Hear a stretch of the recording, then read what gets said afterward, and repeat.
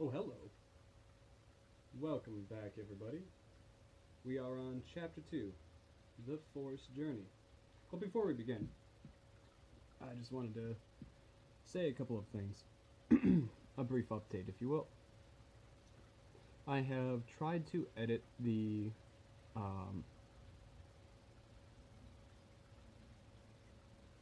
Layers of Fear. I don't know why Last of Us kept trying to pop up in my head.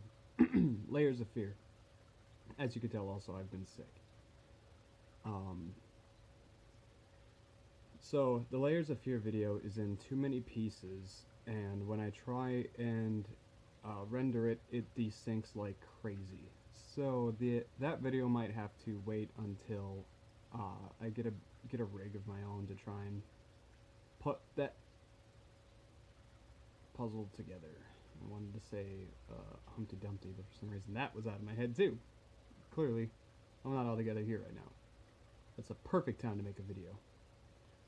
Especially one intellectual. Luckily, I only have to follow a script and not ad-lib. And also sound like garbage. Oh, speaking of sounding like garbage, I picked up a new microphone. So it's going to be, it's like a micro something Australian, specific for phones and DSLR cameras. So hopefully, you know, the audio quality of my videos will go up pretty soon here. I think they said it's arriving Monday. I'll be working, but come the following off days, I will be able to record and make something that sounds a little bit better than today and last video of the Let's Read series. So, we're 2 minutes in. Let's go ahead and jump into it. Let me roll up here so that I can sound a little nicer. Enlil of the Mountain, the father of the gods, had decreed the destiny of Gilgamesh. So Gilgamesh dreamed of Enkidu and said, "The meaning of this dream is this. The father of the gods has given you kingship. Such is your destiny. Everlasting life is not your destiny. Because of this, do not be sad of heart. Do not be grieved or oppressed. He has given you the power to bind and to loose, to be the darkness and the light of mankind. He has given you unexampled supremacy over the people, victory in battle from which no fugitive returns, in forays and assaults from which there is no going back. But do not abuse this power. Deal justly with your servants in the palace. Deal justly before Shamash." That whole line right there reminds me heavily of The Adventures of Sinbad, the anime, which I loved quite a bit. The character Sinbad is one of my favorites in that series, Magi as well.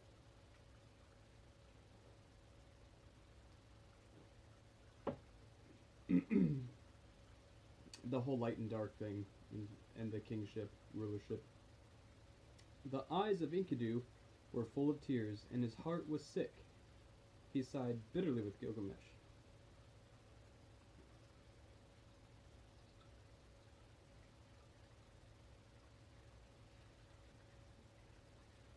Seems like he took a massive jump, doesn't it? But no, it is seriously only chapter 2. He sighed bitterly, and Gilgamesh met his eye and said, "Oh boy, can I do this voice while sick?" How did it go? My friend, why do you sigh so bitterly?" Oh wait, Gilgamesh met his eye. We'll repeat.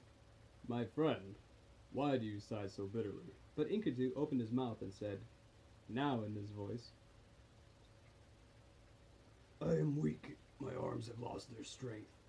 The cry of sorrow sticks in my throat. I am oppressed by idleness." "And I am oppressed by this congestion."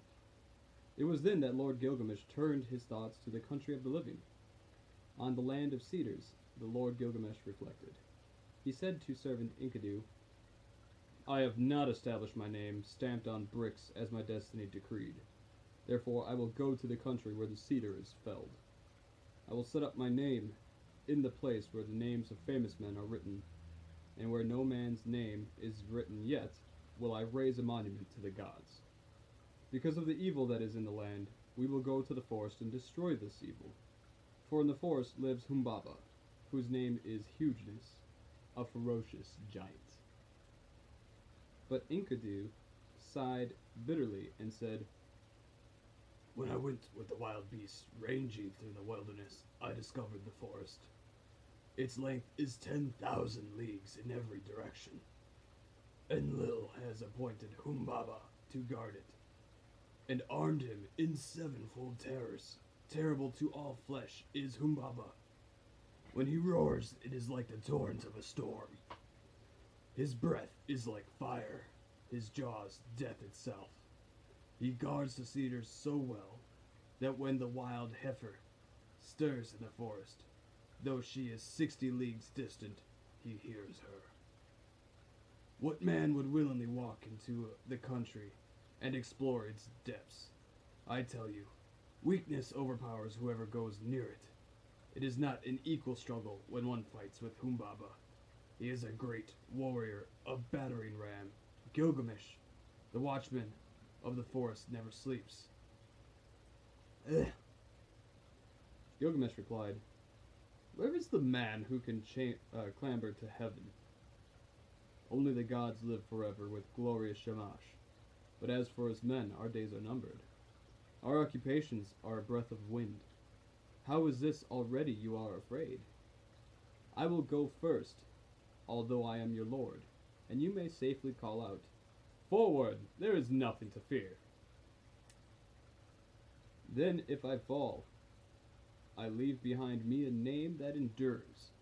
Men will say of me, Gilgamesh has fallen in a fight with ferocious Humbaba. Long after the child has been born in my house, they will say it, and remember. Enkidu spoke again to Gilgamesh. O my lord, if you are to enter that country, go first to the hero of Shamash. Tell the sun god, for the land is his. The country where the cedar is cut belongs to Shamash. Gilgamesh took up a kid, white without spot, and a brown one with it. He held them against his breast, and he carried them into the presence of the sun. He took in his hand a silver scepter and said to glorious Shamash, I am going to that country, O Shamash. I am going. My hands supplicate, so let it be well, and my soul bring me back to the quay of Uruk. Grant, I beseech, your protection, and let the omen be good. Glorious Shamash answered, How can I keep one-upping these voices? Gilgamesh, you are strong, but what is the country of living to you?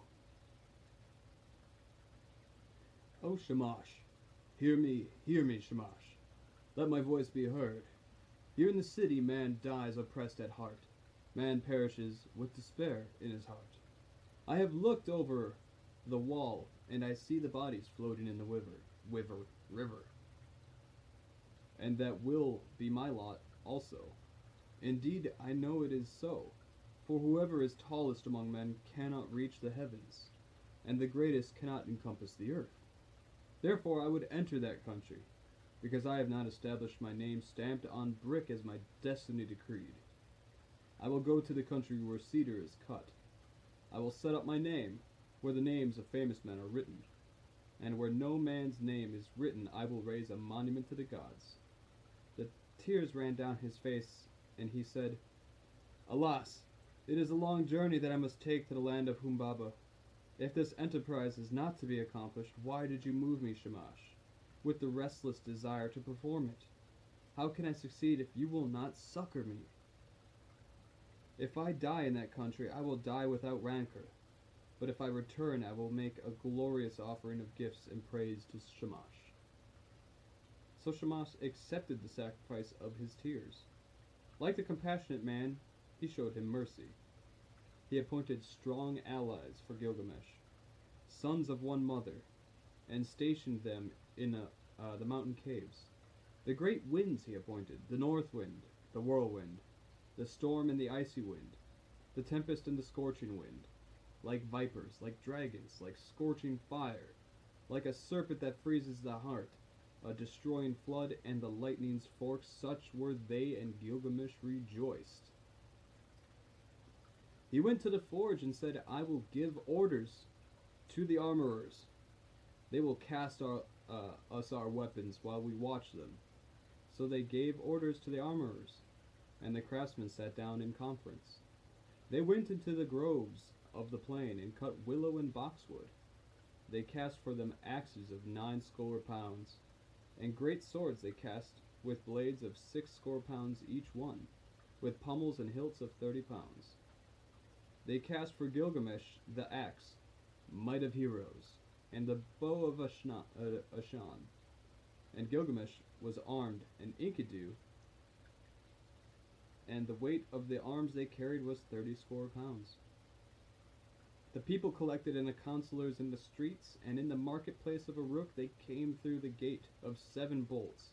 Now Gilgamesh spoke to them in the marketplace. I, Gilgamesh, go to see the creature of whom things are spoken, the rumor of whose name fills the world. I will conquer him in his cedar wood, and show the strength of the sons of Uruk. All the world shall know of it. I am committed to this enterprise, to climb the mountain, to cut down the cedar, and leave behind me an enduring name. The counselors of Uruk, the great market, answered him, Gilgamesh, you are young. Your courage carries you too far. You cannot know what this enterprise means which you plan. We have heard that Humbaba is not like men who die. His weapons are such that none can stand against them. The forest stretches 10,000 leagues in every direction. Who would willingly go down to explore its depths? As for Humbaba, when he roars, it's like the torrent of a storm. His breath is like fire, and his jaws like death himself. Itself, not himself. Why do you crave to do this thing, Gilgamesh? It is no equal struggle when one fights against Humbaba, that battering ram. Who keeps telling them? Is it just one bard, basically, that just goes in there and, yes, this is what Humbaba is, and everyone just kind of nodded in agreement, and yeah, that's why no one goes. When he heard these words of the counselors, Gilgamesh looked to his friend and laughed. How shall I answer them? Shall I say I'm afraid of Humbaba? I will sit at home all the rest of my days. Then Gilgamesh opened his mouth again and said to Enkidu, My friend, let us go to the great place, to Egelma, and stand before Ninsun the queen. Ninsun is wise with deep knowledge. She will give us counsel for the road we must go. They took each other by the hand and skipped. Now, as they went to Egelma, and they approached Ninsun, the great queen. Gilgamesh approached. He entered the palace and spoke to Ninsun. Ninsun, will you listen to me? I have a long journey to go to the land of Humbaba. I must travel an unknown road and fight a strange battle. From the day I go until I return, till I reach the cedar forest and destroy the evil in which Shamash abhors. Pray for me to Shamash. Ninsun went into her room. She wasn't even there. Said all that to an empty room. She put on a dress becoming to her body. She put on jewels to make her breasts beautiful. She placed a tiara on her head, and her skirts swept the ground. Then she went up to the altar of the sun. Standing upon the roof of the palace, she burnt incense and lifted her arms to Shamash. As the smoke ascended, O Shamash, why did you give this restless heart to Gilgamesh, my son? Why did you give it? You moved him, and now he sets out on a long journey to the land of Humbaba, to travel an unknown road and fight a strange battle. Therefore, from the day he goes to the day he returns, until he reaches the cedar forest, until he kills Humbaba and destroys the evil thing which you, Shamash, abhor, do not forget him, but let the dawn, Aya, your dear bride, remind you always. And when day is done, give him to the watchman, of the night to keep him from harm. Then Ninsen, the mother of Gilgamesh, extinguished the incense, and she called to Enkidu for his with this exhortation: "Strong Enkidu, you are not the child of my body, but I will receive you as my adopted son. You are my other child, like the foundlings they bring to the temple." Foundlings, like they just find kids, bring them to the temple to be raised? Okay, alright. Serve Gilgamesh as a foundling serves the temple, and the priestess. I should be doing a voice. And the priestess who reared him, in the presence of my women, my votaries and hierophants, I declare it. Then she placed an amulet for a pledge round his neck. And she said to him, I entrust my son to you. Bring him back to me safely. And now they brought to them their weapons. They put in their hands great swords and golden scabbards, and the bow and the quiver. Gilgamesh took the axe. He slung the quiver from his shoulder, and the bow of Ashan, and buckled the sword to his belt. And so they were armed and ready for the journey. Now all the people came and pressed on them and said, When will you return to the city? The counselors blessed Gilgamesh and warned him, Do not trust too much in your own strength. Be watchful. Restrain your blows at first. The one who goes in front protects his companion. The good guide who knows the way, guards his friend. Let Enkidu lead the way. He knows the road to the forest. He has seen Humbaba and is experienced in battles. Let him press first into the passes. Let him be watchful and look to himself.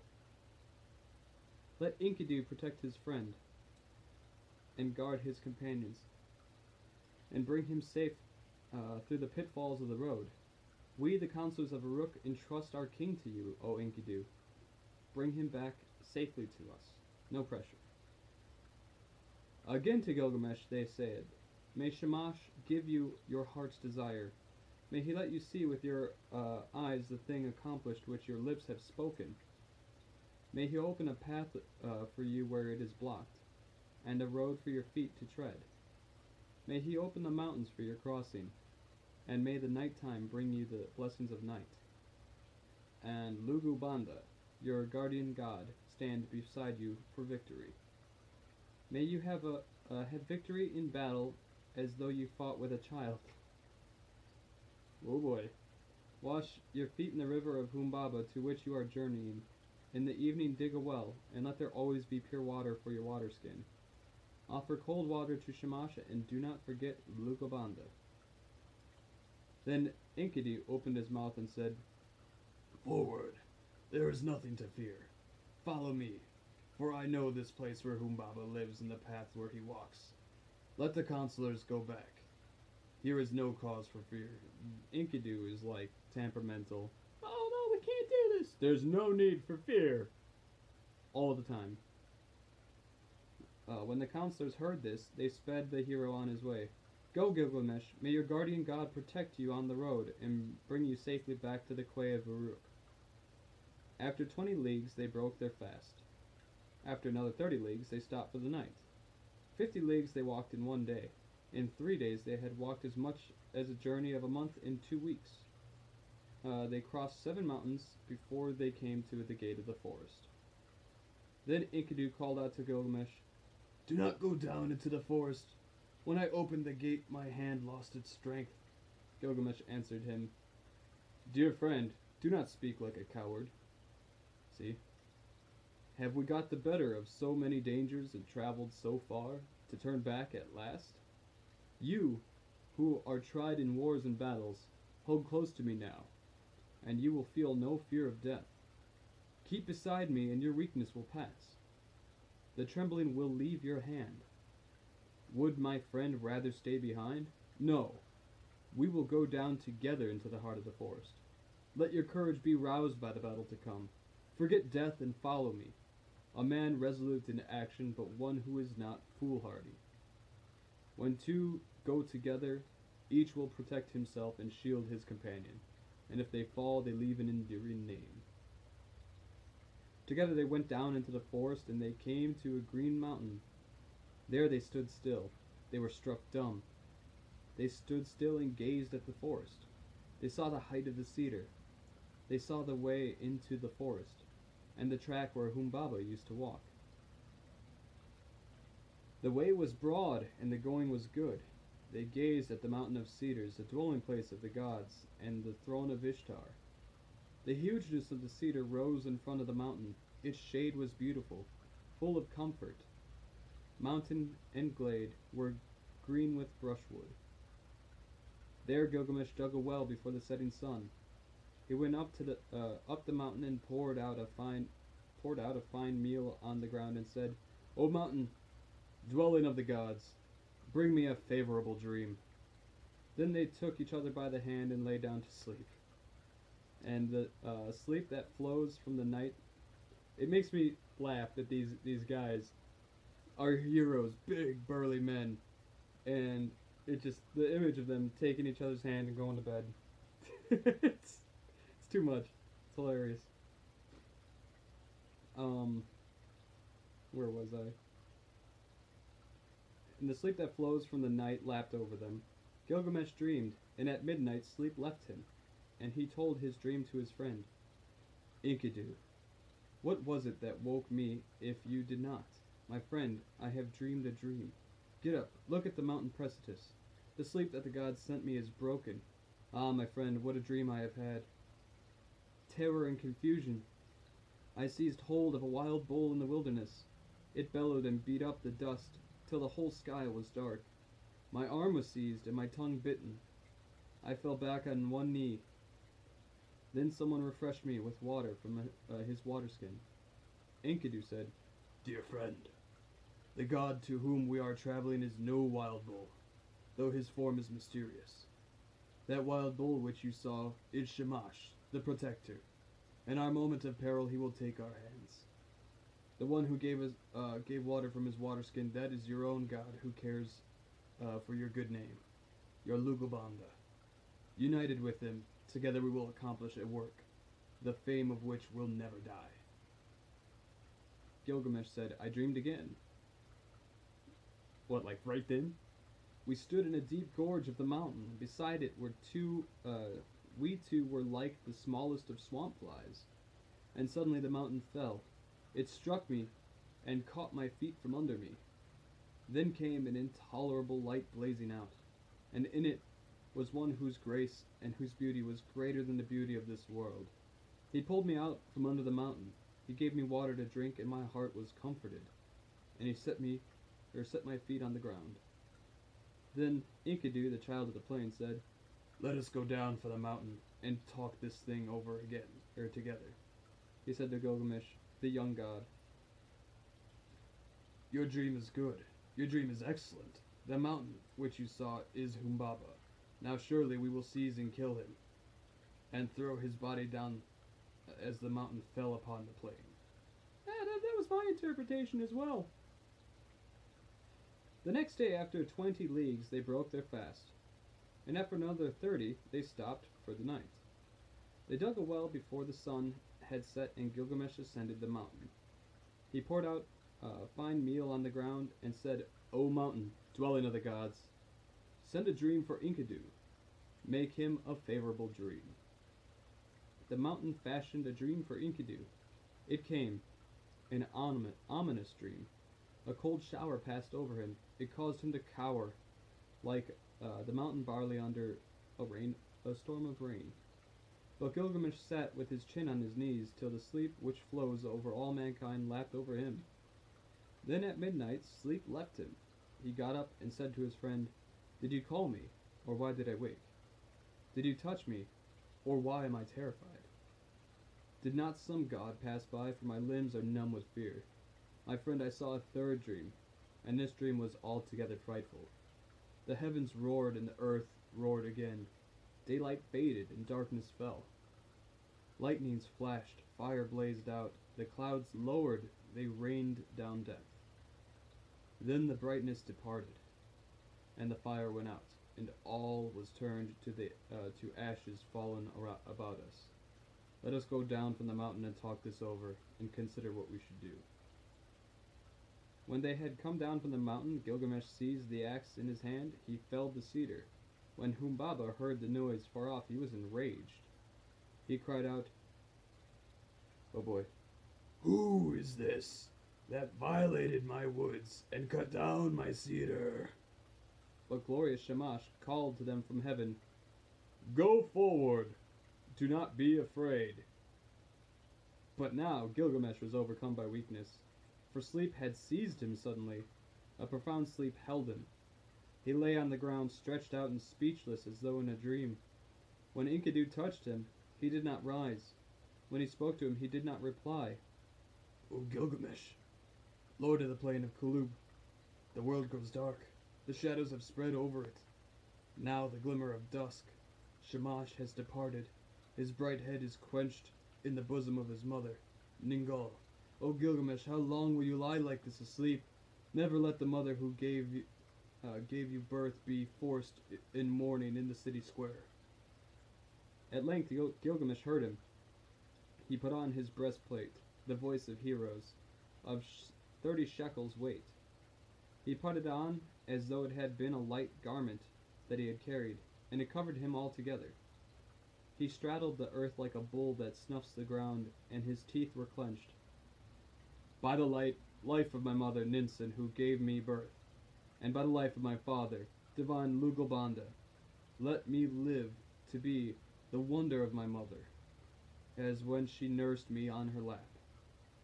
A second time he said to him, by the life of Ninsun, my mother who gave birth to me, and by the life of my father, divine Lugalbanda, until we have fought this man, if man he is, this God, if God he is, the way that I took to the country of the living will not return back to the city. Then Enkidu, the faithful companion, pleaded, answering him, O my lord, you do not know this monster, and that is the reason you are not afraid. Did he seem not afraid? Because he fell over. I know him. I am terrified. His teeth are dragon's fangs. His countenance is like a lion. His charge is the rushing of the flood. With his look he crushes alike the trees of the forest and reeds of the swamp. O my lord, you may go on if you choose into this land, but I will go back to the city. I will tell the lady of your mother all the glorious deeds till she shouts for joy. And then I will tell the death that followed till she weeps for bitterness. But Gilgamesh said, Immolation and sacrifice are not yet for me. The boat of the dead shall not go down, nor the 3-ply cloth be cut from my shrouding. Not yet will my people be desolate, nor the pyre be lit in my house, and my dwelling be burnt to the fire. Today give me your aid, and you shall have mine. What then can go amiss with us two? All living creatures born of the flesh shall sit at last in the boat of the west. And when it sinks, when the boat of Magellan sinks, they are gone. But we shall go forward and fix our eyes on this monster. If your heart is fearful, throw away fear. If there is terror in it, throw away terror. Take your axe in your hand and attack. He who leaves the fight unfinished is not at peace. I like that line, and there's something to be said about it. Seeing things through to the end. Humbaba came out of his strong house of cedar. Then Enkidu called out, "Oh Gilgamesh, remember now your boast in Uruk. We fucked up, let's run! Forward, attack, son of Uruk, there is nothing to fear." When he heard these words, his courage rallied. He answered, "Make haste, close in. If the watchman is there, do not let him escape to the woods where he will vanish. He has put on the first of his 7 splendors, but not yet the other 6. Let us trap him before he is armed." Like a raging wild bull, he snuffed the ground. The watchman of the woods turned full of threatenings. He cried out. Humbaba came from his strong house of cedar. He nodded his head and shook it, menacing Gilgamesh, and on him he fastened his eye, the eye of death. Then Gilgamesh called to Shamash. His tears were flowing. "O glorious Shamash! I have followed the road you commanded, but now if you send no succor, how shall I escape?"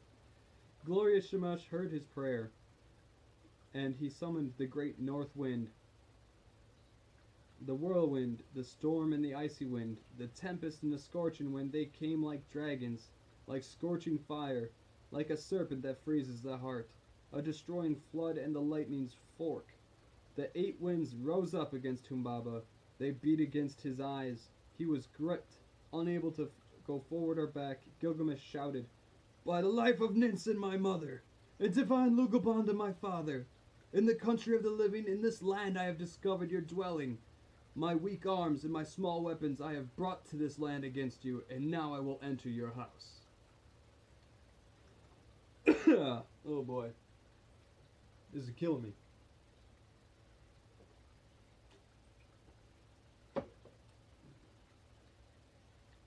So he felled the first cedar, and they cut the branches and laid them at the foot of the mountain. At the first stroke, Humbaba blazed out, but still they advanced. They felled 7 cedars, and cut and bound the branches and laid them at the foot of the mountain, and 7 times Humbaba loosed his glory on them. As the 7th blaze died out, they reached his lair. He slapped his thigh in scorn. He approached like a noble wild bull, roped on the mountain, a warrior whose elbows are bound together. The tears started to his eyes, and he was pale. "Gilgamesh, let me speak. I have never known a mother, no, nor a father who reared me.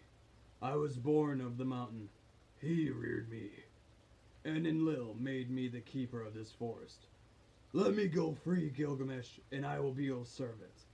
You shall be my lord. All the trees of the forest I tended on the mountain shall be yours. I will cut them down and build you a palace." He took them by the hand and led them to his house, so that the heart of Gilgamesh was moved with compassion. He swore by the heavenly life, by the earthly life, by the underworld itself. O Enkidu, should not be the snared bird return to its nest, and the captive man return to his mother's arms? Enkidu answered, "The strongest of men will fall to fate if he has no judgment. Namtar, the evil fate that knows no distinction between men, will devour him. If the snared bird returns to its nest, if the captive man returns to his mother's arms, then you, my friend, will never return to the city where the mother is waiting who gave you birth. He will bar the mountain road against you and make the pathways impassable." Humbaba said, "Enkidu, what you have spoken is evil. You, a hireling, dependent for your bread. I envy, and for fear of a rival, you have spoken evil words." Enkidu said, "Do not listen, Gilgamesh. This Humbaba must die. Kill Humbaba first." Oh yeah, he's supposed to be more growly. "And the servants after." But Gilgamesh said, if we touch him, the blaze and the glory of light will be put out in confusion, and the glory and glamour will vanish. Its rays will be quenched." Enkidu said to Gilgamesh, "Not so, my friend. First entrap the bird, and where shall the chicks run then? Afterward we can search out the glory and the glamour when the chicks run distracted through the grass." Gilgamesh listened to the word of his companion. He took the axe in hand, he drew his sword from his belt, and he struck Humbaba with a thrust of the sword to the neck, and Enkidu, his comrade, struck the second blow. At the third blow, Humbaba fell. And then there followed confusion, for this was the guardian of the forest, whom they had falled to the ground. For as far as 2 leagues the cedars shivered when Enkidu felled the watcher of the forest, he at whose voice Hernan and Lebanon used to tremble.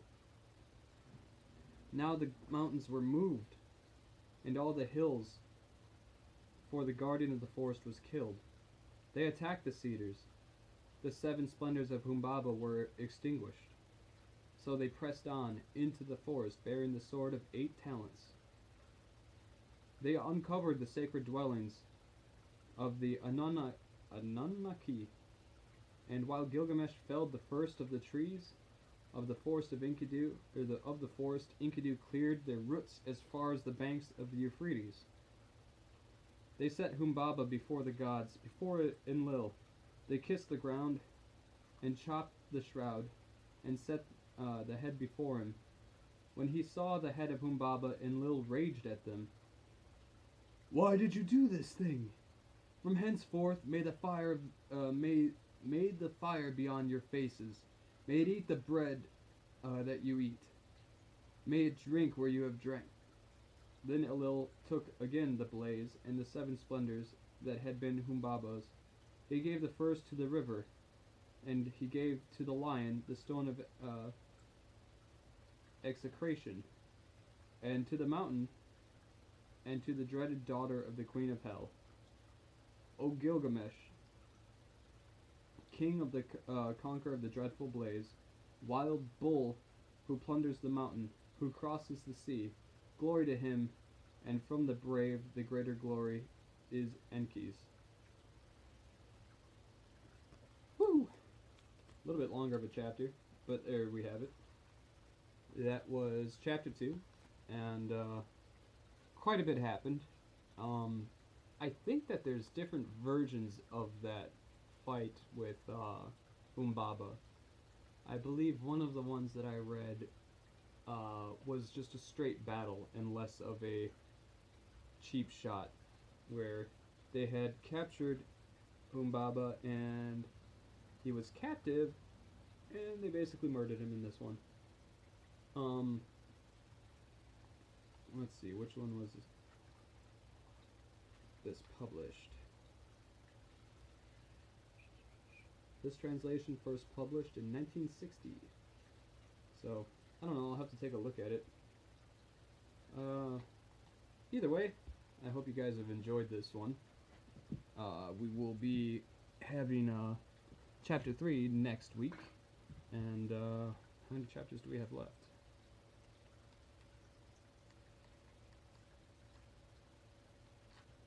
I believe after 3 we only have 4 more chapters. So, if you guys have enjoyed this one, I know that I was sick, so my voices weren't completely on point, but definitely tried some theatrics in there. So if you guys appreciated it, go ahead and say so in the comment below. If you have any other ideas for books that I should read, we have the Iliad coming up and Dracula. Remember that when you suggest a book, it needs to be public domain. So you can just leave a comment down below, and I'll take a look at the book. Until next time, everybody, have yourselves a good one.